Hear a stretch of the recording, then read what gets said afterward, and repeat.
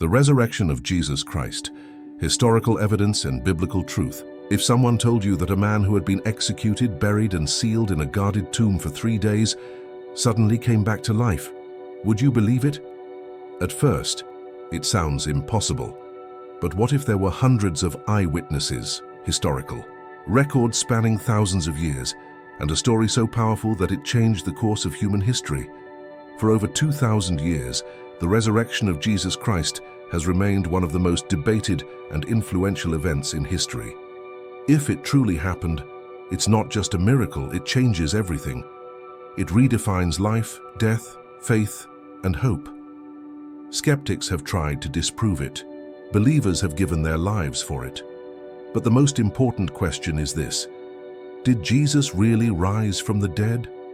Today we're going to dive deep into this story, exploring the biblical account, historical evidence, the controversies surrounding it, and, most importantly, what it means for us today.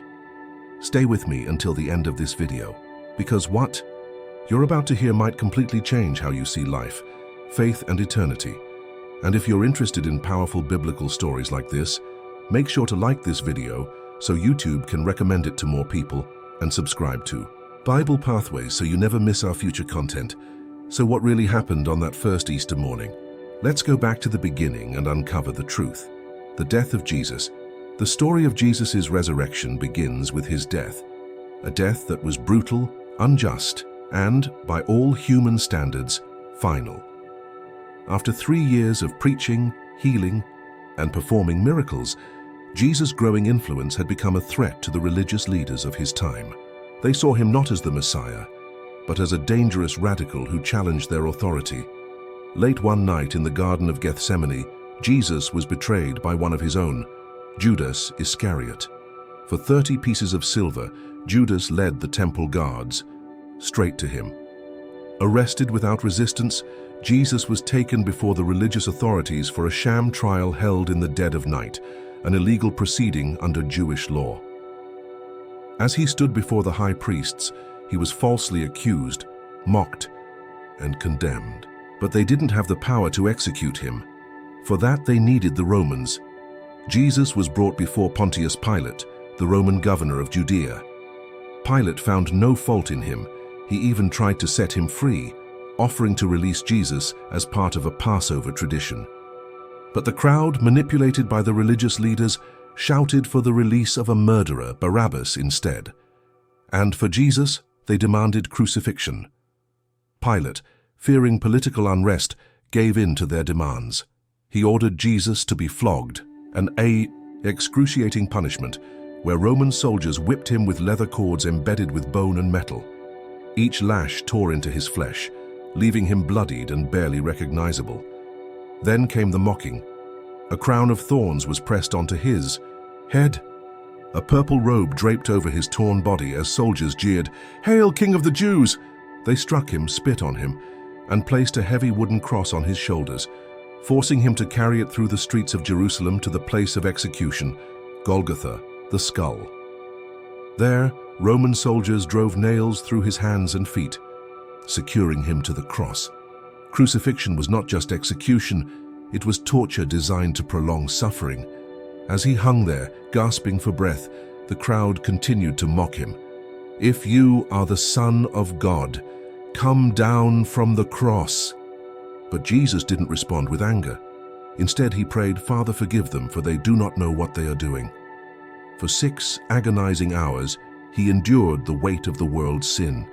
Then, at the 9th hour, around 3 p.m., he lifted his head, took one final breath, and spoke his last words, "It is finished." At that moment, the earth shook, the sky turned dark. The massive curtain in the temple, separating the Holy of Holies from the people, was torn in two, from top to bottom. The Roman centurion, witnessing everything, uttered words no one expected. Surely this man was the Son of God. Jesus was dead. His followers were in shock, devastated and afraid. The man they had followed, the one they believed to be the Messiah, was gone. But this was only the beginning, because what happened next would defy all human understanding and change the world forever. The burial in the empty tomb. Jesus was dead. His body, broken and lifeless, hung on the cross as the afternoon sun began to set. According to Jewish law, the dead must be buried before sundown, especially before the Sabbath. But there was a problem. Jesus had been executed as a criminal, and under Roman rule, crucified bodies were often left exposed as a warning to others. Then, an unexpected figure emerged. Joseph of Arimathea, a wealthy member of the Jewish council, who had secretly followed Jesus, stepped forward. Risking his reputation and even his life, he went to Pontius Pilate and boldly asked for the body of Jesus. Pilate, surprised that Jesus had died so quickly, confirmed with the centurion that he was indeed dead. Only then did he grant permission for the burial. With great care, Joseph and another disciple, Nicodemus, took Jesus' body down from the cross. They wrapped it in linen cloths, along with about 75 pounds of myrrh and aloes, an extravagant burial fit for a king. They laid him in a tomb, one that had never been used, carved into solid rock. This wasn't just any tomb. It belonged to Joseph himself, a man of great wealth.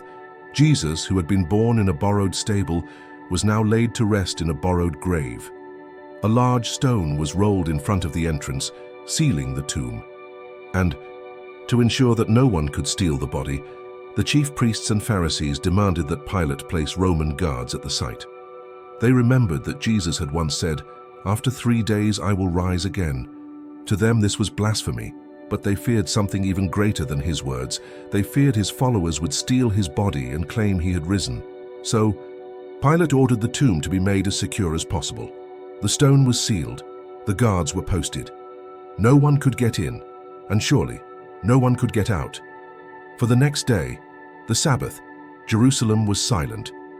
Jesus' followers hid in fear, mourning their loss. Hope seemed lost. The one they had believed to be the Messiah was gone. But as the sun rose on the third day, everything changed. Just before dawn, a group of women, Mary Magdalene, Mary the mother of James, and Salome, made their way to the tomb. Their hearts were heavy, their hands carrying spices to anoint Jesus' body. But as they arrived, something was wrong. The ground shook beneath them. The great stone that had sealed the tomb was rolled away, and the Roman guards, gone, having fled in terror. Stepping inside, their eyes adjusted to the darkness. The place where Jesus' body had been laid was empty. The grave clothes were there, neatly folded, but his body was gone. Then, a voice, a figure in white, an angel. "Do not be afraid," the angel said. "You are looking for Jesus of Nazareth, who was crucified. He is not here. He has risen, just as he said." Fear, shock, hope. The women ran to tell the disciples, their minds racing with what they had just seen. Jesus' body was not stolen. It was not hidden. He was alive. But what did this mean? Had he truly defeated death? And if so, where was he? The answer would soon be revealed in a way no one could have imagined. The angel's appearance. The women stood at the entrance of the tomb, their hearts pounding in their chests. The stone was rolled away. The body of Jesus was gone. Fear and confusion gripped them. Had someone taken him? Had grave robbers stolen his body? Then, in the dim morning light, a figure appeared, dressed in radiant white, glowing with a brilliance that was not of this world. The women gasped, stepping back in shock. "Do not be afraid," the figure spoke. His voice was calm but filled with authority. "You are looking for Jesus of Nazareth, who was crucified. He is not here. He has risen, just as he said. It was an angel, a messenger from God." The words must have felt impossible to believe. Jesus, alive. They had watched him suffer. They had seen him die. And yet the tomb was empty, and this divine messenger was declaring the unthinkable. "Come," the angel said, gesturing toward the stone slab where Jesus' body had been laid. "See the place where they laid him." The women hesitated, then stepped closer. Inside, the grave clothes were still there. The linen that had wrapped his body was neatly folded. If his body had been stolen, why would the grave clothes be left behind? And why was the cloth that had covered his face carefully set apart? The realization hit them like a tidal wave. This wasn't a deception. It wasn't a grave robbery. This was something else entirely. "He is not here," the angel repeated. "Go tell his disciples and Peter that he is going ahead of you into Galilee. There you will see him just as he told you." Terror and overwhelming joy flooded their hearts. They had come expecting to anoint a dead body. Instead, they were the first to hear the greatest news in human history. Without hesitation, they turned and ran, breathless, stumbling over their own feet as they rushed back to tell the disciples. Their minds raced with questions. Could this truly be happening? Could Jesus be alive? But even as they ran, something even more incredible was about to unfold. Because Jesus wasn't just alive, he was about to reveal himself to them. Jesus appears after the resurrection, Mary. Magdalene ran through the empty streets of Jerusalem, her heart pounding with every step. She had seen the angel. She had heard the message, but she needed to see him. Arriving at the place where the disciples were hiding, she burst through the door. Out of breath, her voice trembled as she cried out, "He is alive, the tomb is empty." The disciples stared at her in disbelief. Grief and fear had clouded their hearts. Peter and John exchanged a look. Then, without hesitation, they ran to the tomb. When they arrived, they saw what Mary had seen, the stone rolled away, the grave clothes lying there. But Jesus was nowhere to be found. Confusion filled their minds. What could this mean? Had someone taken him? Or was it possible? Could he really be alive? Mary, overcome with emotion, remained behind. Tears streamed down her face as she knelt outside the tomb. Then from behind her a voice. "Woman, why are you crying?" She turned, but through her tears she didn't recognize the figure standing before her. Thinking he was the gardener, she pleaded, "Sir, if you have taken him, tell me where you have put him and I will go get him." Then he spoke one word. Mary, instantly she knew. "Rabboni," she cried, falling to her knees. Jesus was alive. She reached out for him, but he gently told her, "Do not hold on to me, for I have not yet ascended to the Father. Go, tell my brothers." With renewed strength, Mary ran back to the disciples, declaring what would become one of the most powerful testimonies in history. "I have seen the Lord." But even as she spoke, doubt lingered among them. Could it be true? That evening, as the disciples gathered behind locked doors in fear of the authorities, something extraordinary happened. Without a sound, without the creak of a door or the whisper of a footstep, he was suddenly there, standing among them. "Peace be with you," Jesus said. The room fell silent. Their breath caught in their throats. Then realization. It was him. Jesus held out his hands, revealing the wounds where the nails had pierced. He lifted his robe, showing the scar in his side. Their sorrow turned to joy. He was not a ghost. He was not a vision. He was real, alive. But not everyone was there that night. One disciple was missing, Thomas. When the others told him, he shook his head. "Unless I see the nail marks in his hands, and put my finger where the nails were, and put my hand into his side, I will not believe." For 8 days, doubt filled Thomas's heart. Then, once again, as the disciples gathered, Jesus appeared. This time, he turned to Thomas. "Put your finger here," Jesus said, holding out his hands. "Reach out your hand and put it into my side." "Stop doubting and believe," Thomas fell to his knees. "My Lord and my God." Jesus looked at him, and with a voice that echoed through history, he said, "Because you have seen me, you have believed. Blessed are those who have not seen and yet have believed." Jesus had risen, and nothing in the world would ever be the same again. Historical and cultural context. The resurrection of Jesus didn't happen in a vacuum.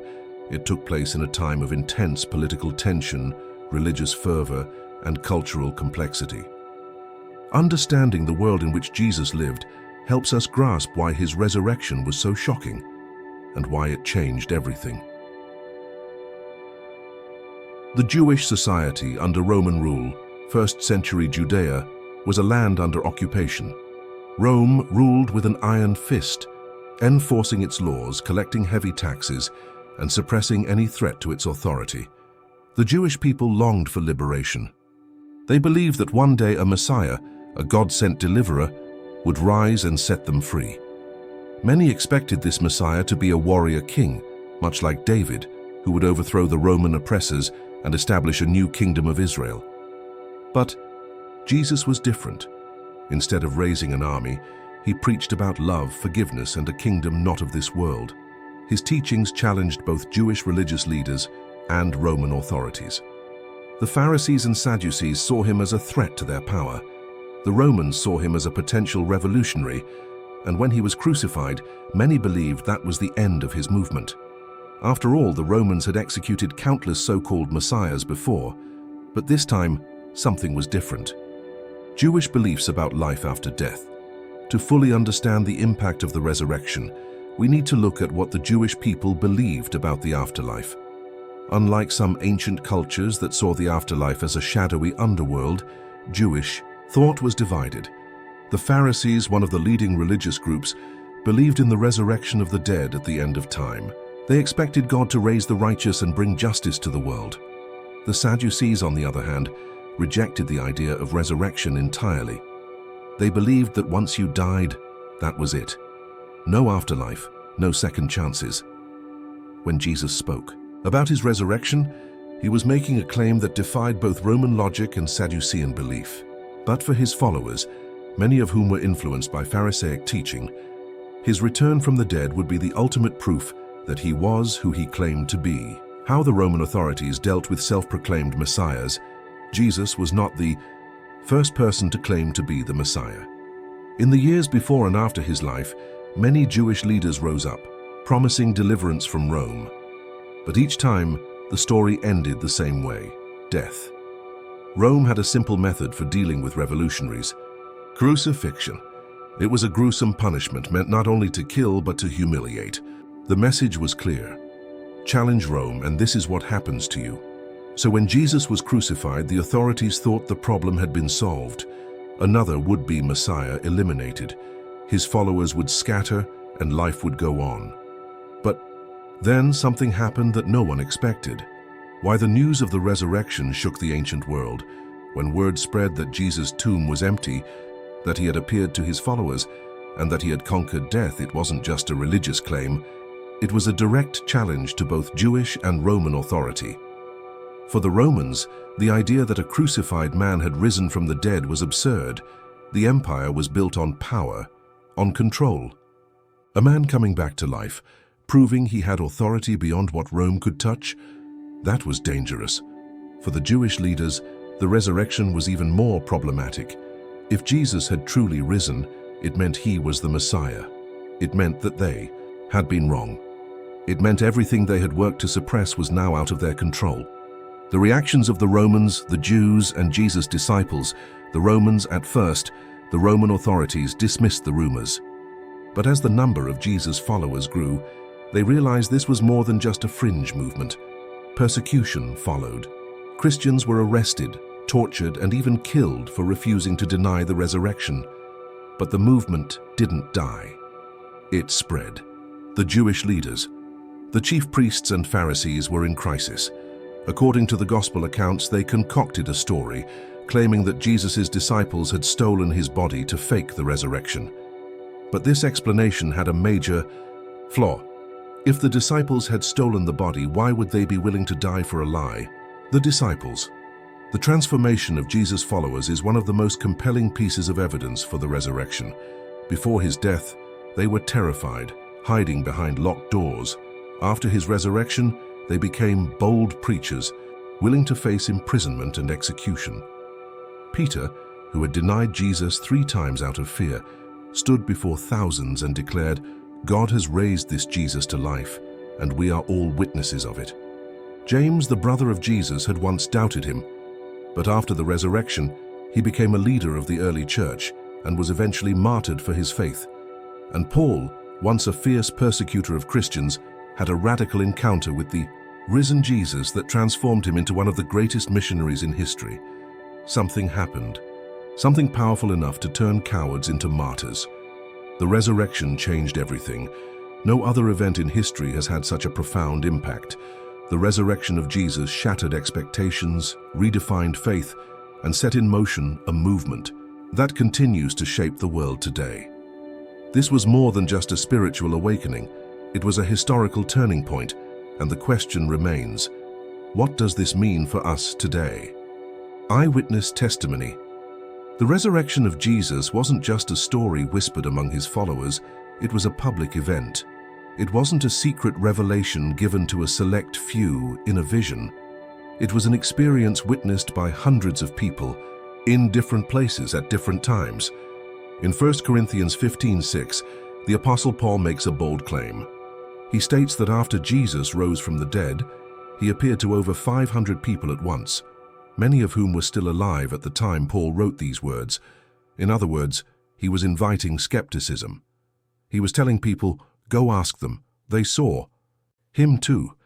But before the crowd of 500, before the disciples, the very first eyewitness was someone unexpected, Mary Magdalene. The first witness. Mary Magdalene, in a world where women's testimonies were often disregarded, why would the gospel writers record that Jesus first appeared to a woman?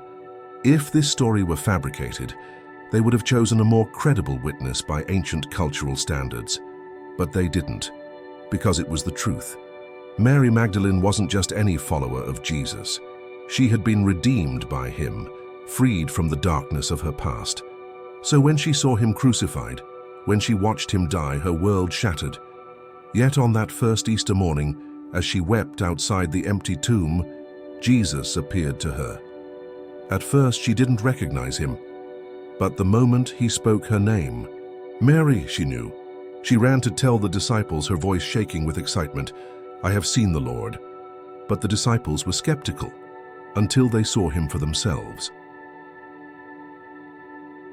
The disciples see Jesus. That same evening, they gathered behind locked doors, still fearful that they might be arrested next.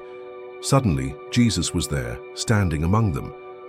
They thought they were seeing a ghost, but he showed them his hands, the scars from the nails. He invited them to touch him, to see that he was real. One of the most skeptical among them was Thomas, who wasn't there that night. When the others told him, he refused to believe. Unless I see the nail marks in his hands and put my finger where the nails were and put my hand into his side, I will not believe. A week later, Jesus appeared again. This time he looked at Thomas directly. Put your finger here. See my hands. Reach out your hand and put it into my side. Stop doubting and believe. Thomas fell to his knees, overcome with conviction. My Lord and my God, Jesus appears to 500 witnesses. The accounts didn't stop there. Jesus appeared to 2 men on the road to Emmaus, breaking bread with them before they realized who he was. He appeared to his disciples again, cooking breakfast for them by the sea. He spoke to them, walked with them, and prepared them for what was to come. Then, as Paul later testified, he appeared to over 500 people at one time. These weren't just his closest followers. These were men and women from different backgrounds, different places. Too many people to be dismissed as hallucinating or imagining things. Paul, from persecutor to believer. Perhaps the most unexpected witness was Saul of Tarsus, later known as Paul. Paul was no friend of Jesus' followers. He was a Pharisee, a man of power and influence dedicated to stamping out this new movement. He imprisoned Christians, oversaw executions, and saw their belief in a risen Jesus as dangerous heresy. But then, something happened that changed him forever. On the road to Damascus, Paul was blinded by a sudden light. A voice called out, Saul, Saul, why are you persecuting me? It was Jesus. That moment turned Saul from persecutor to preacher. He spent the rest of his life traveling, preaching, and writing letters that would form much of the New Testament. And he did it knowing it would cost him everything. He was beaten, imprisoned, shipwrecked, and ultimately executed in Rome. But he never wavered. Why? Because he had encountered the risen Christ. Why does this matter? If Jesus' resurrection was alive, why would so many people who saw him with their own eyes, be willing to suffer and die for it? People will die for what they believe is true, but no one dies for what they know is a lie. The eyewitnesses of Jesus' resurrection didn't just believe it. They saw him, they spoke with him, they touched him, and their testimony changed the world forever. The transformation of the disciples. Something happened to the disciples after the resurrection, something so powerful that it turned a group of fearful, defeated men into bold preachers willing to risk everything, including their lives, for The message that Jesus was alive, from fear to courage. The night Jesus was arrested, his disciples scattered. These were not warriors or revolutionaries. They were fishermen, tax collectors, and ordinary men. And when their leader was taken, fear consumed them. Peter, the most outspoken of the 12, had sworn he would never abandon Jesus. Yet, when confronted by a servant girl in the courtyard of the high priest, he denied even knowing him, not once but 3 times, and after the crucifixion. They hid, behind locked doors, afraid that they would be next. But after the resurrection, everything changed. Suddenly, these same men who had been terrified of persecution were standing in the streets, publicly proclaiming that Jesus had risen. They no longer feared the authorities. They no longer hid. Instead, they boldly faced imprisonment, torture, and execution, all because they were convinced beyond a doubt that Jesus was alive. Peter. From denier to leader, Peter's transformation is one of the most striking in all of history. The same man who had denied Jesus in fear now stood before thousands on the day of Pentecost and declared, "God has raised this Jesus to life, and we are all witnesses of it." And from that moment, there was no turning back. Peter was arrested, beaten, and threatened, but he refused to stop preaching. Years later, under the reign of Emperor Nero, Peter was sentenced to death. According to tradition, he was crucified, but insisted on being crucified upside down, saying he was not worthy to die in the same way as his Lord. What could possibly change a man so completely? James, from skeptic to martyr James, the brother of Jesus, was not one of his followers during his ministry. In fact, the Gospels tell us that Jesus' own family thought he was out of his mind. But after the resurrection, James not only became a believer, he became one of the pillars of the early church. He led the Jerusalem church, guiding the first generation of Christians. And when the authorities demanded that he deny Christ, he refused. He was thrown from the temple and then beaten to death. What made him go from skeptic to leader? He saw the risen Jesus. Paul, from persecutor to apostle, no transformation was more shocking than that of Saul of Tarsus, better known as Paul. Paul had made it his mission to destroy Christianity. He arrested believers, imprisoned them, and was even present when the first Christian martyr, Stephen, was stoned to death. But on the road to Damascus, everything changed. A blinding light, a voice calling out, "Saul, Saul, why are you persecuting me?" It was Jesus. That moment changed Paul forever. He went from persecuting Christians to becoming their greatest champion. He traveled across the Roman Empire preaching the gospel, enduring shipwrecks, beatings, and imprisonment. And in the end, Paul was executed in Rome, beheaded for his faith. Why does this matter? People don't willingly die for something they know is a lie. The disciples didn't become powerful rulers or gain riches from their testimony. They were beaten, imprisoned, and killed, yet not a single one of them recanted. Why? Because they had seen the risen Jesus, and that truth changed them. The rapid growth of the early church, the resurrection of Jesus, didn't just transform his disciples, it ignited a movement that spread like wildfire, a movement that defied persecution, outlived empires, and reshaped history. In just a few decades, Christianity went from a small group of frightened followers hiding in Jerusalem to a global faith that reached the heart of the Roman Empire. But how did this happen? The day it all began, 50 days after Jesus' resurrection, Jerusalem was packed with pilgrims celebrating the Feast of Pentecost. It was on this day that something extraordinary took place. The disciples were gathered together when suddenly a violent wind filled the room. Tongues of fire appeared above them, and they were filled with the Holy Spirit. They began to speak in different languages, languages they had never learned, proclaiming the message of Jesus to the crowds. People from every nation stood in shock. They heard these Galilean men speaking in their native tongues. Some mocked, saying they must be drunk, but then Peter stood up. This was the same Peter who had once denied Jesus in fear, but now he spoke boldly to thousands, declaring that Jesus was the Messiah, that he had risen from the dead, and that salvation was found in him. His words cut to the heart. That day, 3,000 people were baptized. The church had begun, spreading. Beyond Jerusalem at first, the believers remained in Jerusalem, meeting in homes, sharing everything they had, and growing in number. But persecution quickly followed. Stephen, one of the early Christians, was arrested and falsely accused of blasphemy. As he stood before the religious leaders, he fearlessly declared the truth of Jesus. Enraged, they dragged him outside the city and stoned him to death. Stephen became the first Christian martyr, but instead of stopping the movement, his death only fueled it. Believers fled Jerusalem, but everywhere they went, they carried the message of Jesus with them. Soon, Christianity spread to Samaria, Antioch, and beyond. In Antioch, followers of Jesus were first called Christians, a name that would soon be known across the world. Persecution, the attempt to crush Christianity. The more Christianity spread, the more it threatened both Jewish leaders and Roman authorities. Roman emperors saw it as dangerous. Unlike other religions that worshipped many gods and could be easily controlled, Christians refused to worship Caesar. They claimed that Jesus, not the emperor, was Lord, and for that, they were hunted. Under Emperor Nero, Christians were arrested, thrown to wild beasts in the arenas, and even burned alive to light up the streets of Rome. But something remarkable happened.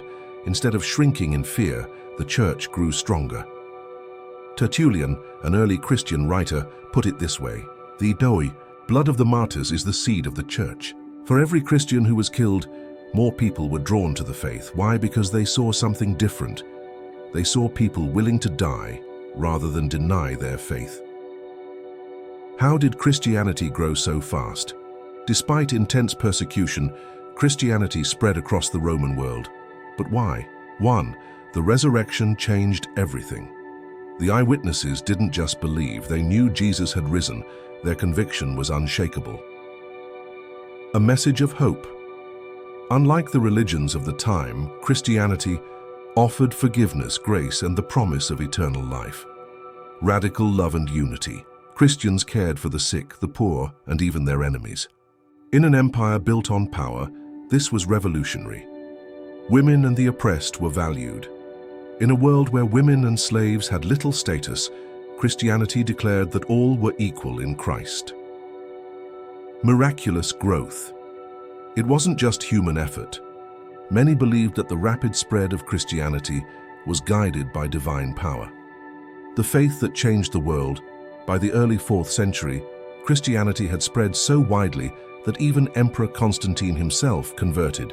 The very empire that once tried to crush Christianity became the place where it flourished.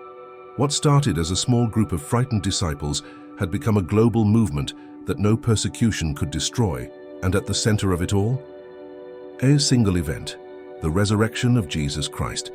Because if Jesus had truly risen from the dead, then nothing, not even death itself, could stop the message of hope he brought. Non-Christian historical records. For centuries, skeptics have questioned whether Jesus truly existed and whether the resurrection was a real event. But here's something remarkable. Jesus isn't just mentioned in Christian writings. His life, his crucifixion, and even references to his resurrection appear in the works of non-Christian historians, some of whom were hostile to Christianity. These records offer powerful confirmation that Jesus was a historical figure and that something extraordinary happened after his death, something that even Rome couldn't ignore. Tacitus. A Roman senator acknowledges Christone of the most respected historians of ancient Rome was Cornelius Tacitus. Writing in the early 2nd century AD, Tacitus was no friend of Christianity. In fact, he despised it.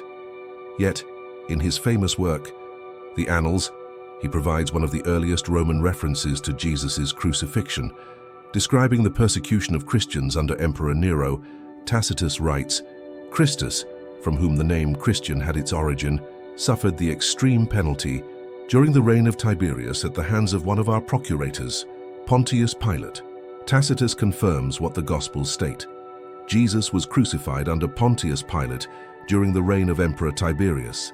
And yet, despite his execution, Tacitus observes that Christianity continued to spread across Rome, a clear sign that the death of Jesus did not stop his movement. Josephus, a Jewish historian, mentions Jesus and his followers. Another ancient historian, Flavius Josephus, was a Jewish scholar who lived in the 1st century AD.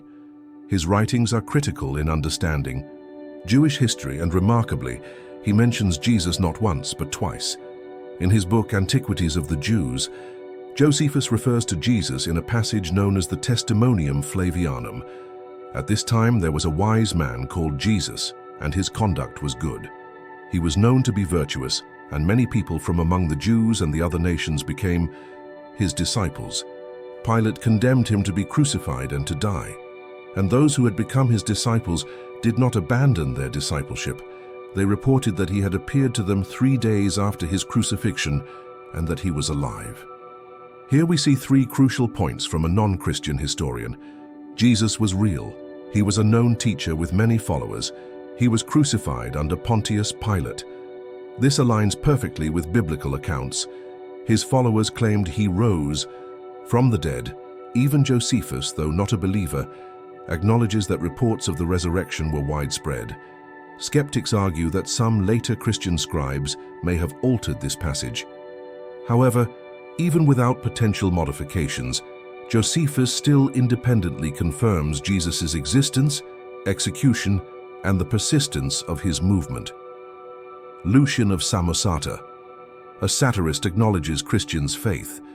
Lucian of Samosata was a 2nd century Greek satirist who mocked many religious groups, including Christians. Yet in his writings, he unknowingly provided evidence for the early Christian belief in the resurrection. Lucian describes Christians as a group of people who worship a man to this day.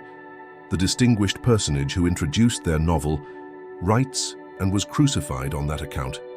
They are all brothers and deny the gods of Greece. Instead, they worship that crucified sophist and live under his laws. Even as he mocked them, Lucian confirms 3 things. Christians believed in and worshipped Jesus as divine. Jesus was crucified, a fact even critics couldn't ignore. Christians were deeply devoted to their faith, even at great personal cost. Pliny the Younger. A Roman governor struggles to stop Christianity. Pliny the Younger, a Roman governor in the early 2nd century, wrote letters to Emperor Trajan, asking how to handle the growing Christian population. He described Christians as people who met before sunrise to sing hymns to Christ as to a god, refused to worship Roman gods, a crime punishable by death, were willing to die rather than renounce their faith.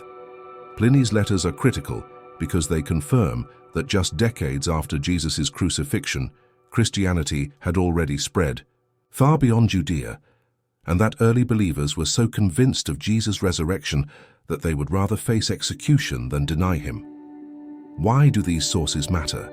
These non-Christian records prove that Jesus was a real historical figure. He was crucified under Pontius Pilate.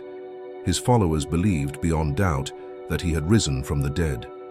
Christianity grew rapidly despite intense persecution.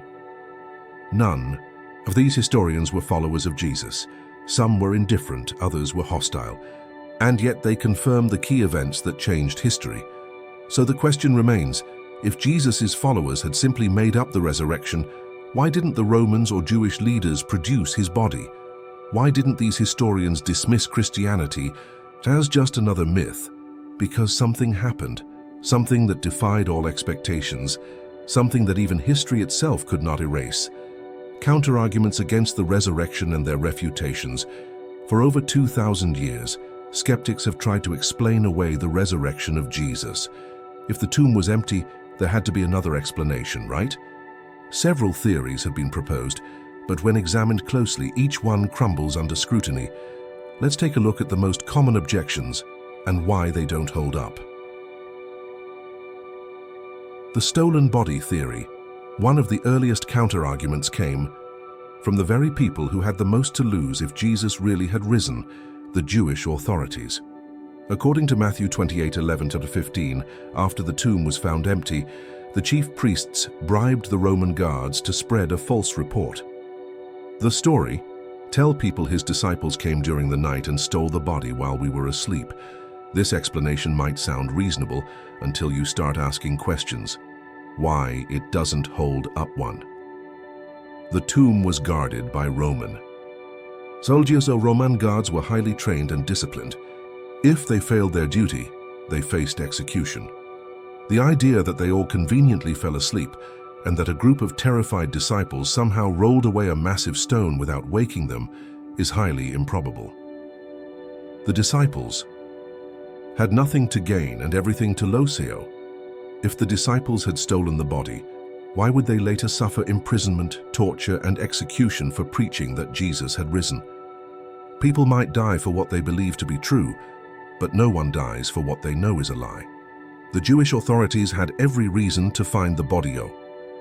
If Jesus' body had simply been hidden, the Jewish leaders could have produced it to silence the movement. Yet they never did, because there was no body to find. This theory collapses under its own weight. The Roman guards had every reason to keep the tomb sealed. The disciples had every reason to stay silent, unless they had truly seen the risen Christ. The mass hallucination theory. Some argue that Jesus' followers simply imagined seeing him, that in their grief they experienced some kind of group hallucination, a shared vision born from emotional trauma. But could hundreds of people, across different locations at different times, all experience the same hallucination? Why it doesn't hold up one. Hallucinations are personal, not collective. Modern psychology confirms that hallucinations are individual experiences. They don't happen in groups. A person might hallucinate seeing a loved one after they pass, but for multiple people to see, touch, and interact with Jesus in different places. That defies all known psychology. Jesus spoke and physically interacted with people. Hallucinations don't eat. They don't invite someone to touch their wounds, as Jesus did with Thomas. They don't cook breakfast on the shore, as Jesus did for his disciples. The physical nature of Jesus' post-resurrection appearances goes far beyond what any hallucination theory can explain. Even doubters and enemies saw Thomas, one of Jesus' own disciples, refused to believe unless he could touch Jesus' wounds himself. Paul, who persecuted Christians, had no emotional desire to see Jesus, yet he encountered him in a life-changing vision. If the resurrection was just a hallucination, why did skeptics and enemies experience it too? This theory simply cannot account for the multiple, detailed, and physical encounters recorded in history. The swoon theory. Did Jesus really die? Another argument suggests that Jesus didn't actually die on the cross. Instead, he fainted, was mistakenly thought to be dead, and later revived in the tomb. But this idea is contradicted by every historical and medical fact we know about crucifixion. Why it doesn't hold up one. Roman executioners were experts at killing. Crucifixion was designed to ensure death. The Romans had perfected it over centuries. In John 19:34, it is recorded that a Roman soldier pierced Jesus' side with a spear, causing blood and water to flow out, evidence of a ruptured heart. The severe trauma of crucifixiono. Before even reaching the cross, Jesus endured a brutal Roman flogging. Many victims died from the flogging alone. He then carried his cross and was nailed to it, experiencing massive blood loss, asphyxiation, and extreme shock. How could a half-dead man escape a sealed tomb? If Jesus had only fainted, how did he survive 3 days without food, water, or medical treatment? How did he move the heavy stone, overpower the guards, and then convince his followers he was the victorious Son of God rather than a barely surviving escapee? The swoon theory is not just unlikely, it's impossible. Why these theories fail? Each of these theories attempts to explain the resurrection without acknowledging the obvious. Jesus actually rose from the dead. The stolen body theory fails because the disciples would not die for a lie. The mass hallucination theory fails because group hallucinations don't happen. The swoon theory fails because Jesus' execution was thorough and survival was impossible. So what's left? The only explanation that fits the evidence, the one the disciples gave from the very beginning. Jesus Christ was crucified, buried, and on the third day, he rose again. and that truth changed the world forever. The meaning of the resurrection in today's world. The resurrection of Jesus isn't just an event that happened 2,000 years ago. It's not just a historical moment recorded in ancient texts.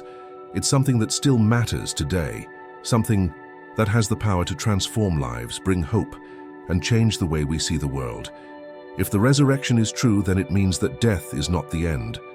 It means that justice will prevail, that brokenness can be healed, and that our lives have a deeper purpose beyond what we see. So what does this mean for us today? The resurrection means hope for eternal life. Death is one of the greatest fears of humanity.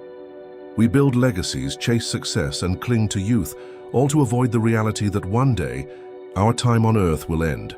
But the resurrection of Jesus changes everything. In John 11:25, Jesus declared, "I am the resurrection and the life. The one who believes in me will live, even though they die." The resurrection isn't just about Jesus, it's about us. It's a promise that those who put their trust in him will also rise, that death is not the final chapter. For centuries, this hope has given strength to those facing suffering, persecution, and even death. It's the reason why martyrs went to their deaths, singing hymns instead of cursing their enemies. It's why believers throughout history have faced trials with courage, knowing that this world is not their final home. The resurrection means faith in justice and forgiveness in a world filled with injustice. The resurrection assures us that evil does not have the final say. When Jesus was crucified, it seemed like injustice had won. The innocent was condemned. The righteous was silenced. The wicked triumphed. But 3 days later, the stone was rolled away. The power of evil was broken. The resurrection proved that no matter how dark things seem, God's justice will always prevail.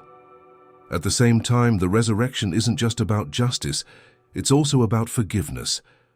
On the cross, Jesus bore the weight of sin. Through his resurrection, he offers a new beginning.